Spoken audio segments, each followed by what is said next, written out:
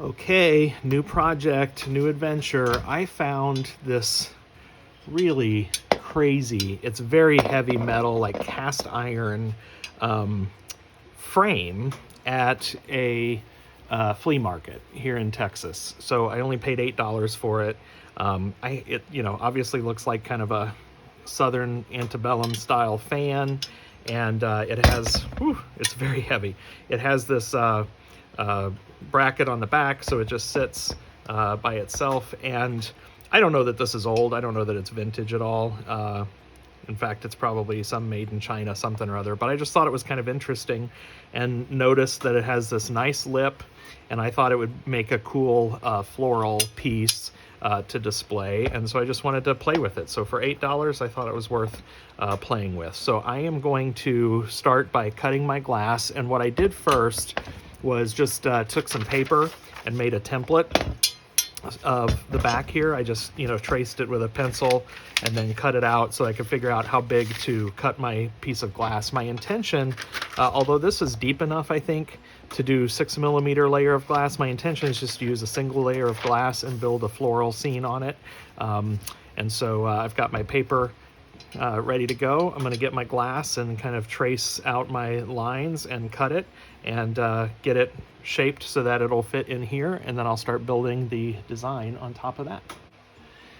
I've had a hard time debating myself here on glass choices for this piece because, whoops, sorry about that, didn't mean to hit the post. What I'm thinking is that to get this in my frame, I think I'm going to lay down some really thick silicone and glue it into the frame. So that means I'm not going to have a backing. I don't even think I'm going to try to, I don't have any screws to fit these holes, so I'm not going to try to put clips in necessarily. Now, I guess I could change my mind later, but for now, I'm thinking I am just going to glue the whole thing in with a really good bead of silicone adhesive. So that means I could actually do transparent glass on this because there's not going to be a backing, and then that would let light shine through as a floral piece. That could be really cool. But I couldn't decide, and I finally found in my stash here this clear Egyptian blue and opal streaky. Probably can't see the tag, but there we go, from Bullseye, number 2064. And I thought this actually should be a good solution because the Egyptian blue is nice, and if there's not light coming through it, it's going to look kind of like a cool sky, kind of sky blue color, and the wispiness can kind of imply clouds. The clear is the clear. Light will obviously come through that, but even though this is an opal blue as a streaky, you can still see plenty of light through it. And so I think this is the solution. So I'm going to go ahead and cut my piece of glass out of this. Fingers crossed that all that goes well and I don't have any major problems. And then I will start to build my floral.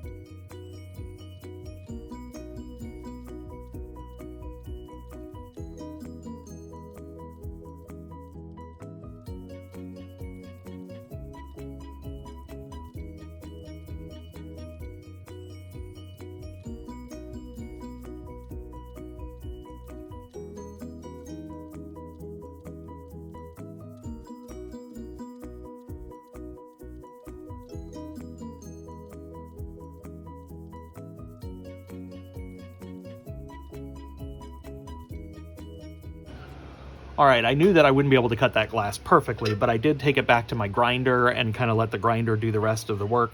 It doesn't fit perfect right here, but I'm not going to worry about that because I think when I'm firing it, it's going to shrink up a little bit anyway. I use a firing schedule that doesn't pull in too much, but it'll probably do a little bit. And then if it didn't, then I can hit it with the grinder to get it to sit flat in there. But generally, I'm pleased, and I think the look of this is going to be quite cool. So I'm pleased with this cut.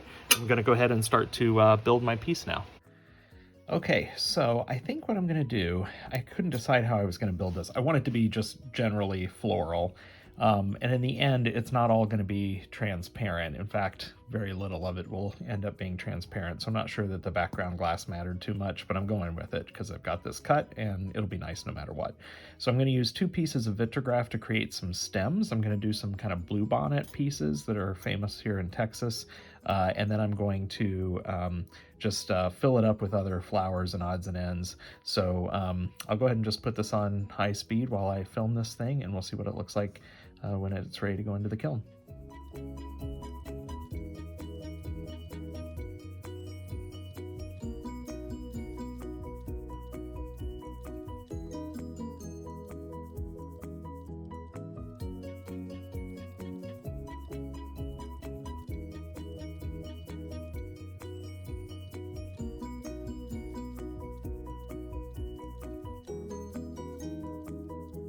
All right, here you go. I have a favorite schedule for single layer pieces like this with a whole bunch of Murrini and frit that I like. So I'm going to put it in and fire it. If you want to see my schedule, just check out the video notes down below this video. And then we'll see how this looks when it comes out and how well it fits in the frame. All right, here it is out of the kiln. And it's awesome. I'm super happy with it. I used a firing schedule that I like. It did shrink up just a little bit, but I think it's going to work perfectly in the frame, and I don't need to do any more grinding to it. I think the texture is awesome. The colors are cool. And so now my next step is to go ahead and affix this into the frame, and I'll show you how I'm planning to do that. All right, so I have my piece here. I used a little painter's tape to tape this piece down because it was swinging wildly and kind of driving me crazy. So I love, you've seen me feature this stuff before, I do have it in my Amazon store. I'm really fond recently of this Gorilla Glue Maximum Strength Construction Adhesive. It's like a silicone construction adhesive. It's clear. I haven't noticed it yellowing at all. It's low odor, and I've been real pleased with it. And so I think it's going to be a good solution for affixing my piece into my frame here. And I don't know, there may be a better way to do this. My intention is just to try to lay a bead of this down. It's awfully big of an opening, but I'm going to try to, the best I can and as non-sloppy as I can, I'm going to try to lay a bead of this in here. I may not do, well, I might do across the whole top. We'll see. We'll just see how I feel as I get started here. And then once I put my glass in, and the glass has 24 hours or so to cure, and it's really stuck in there, then honestly, I'm probably going to go back over then the seam and do it again on the back end, just to really ensure that the piece is stuck in there and it's not going to go anywhere. So I've cleaned up my glass. I've already double checked to make sure it fits in here well, that I can kind of close up the gaps. So I'm going to go ahead and affix my adhesive and put my piece in.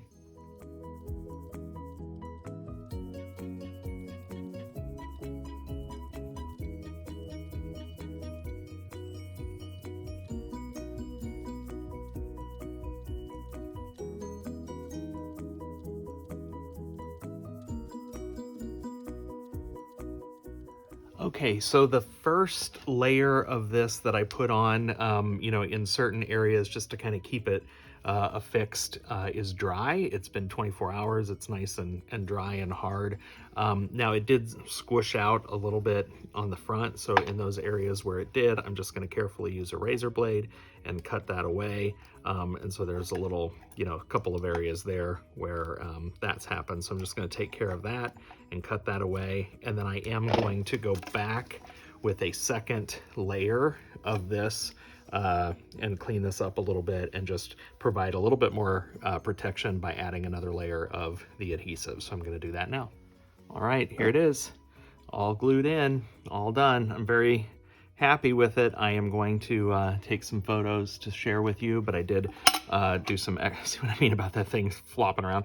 I did glue lots of glue on here, and so it seems very stable in there.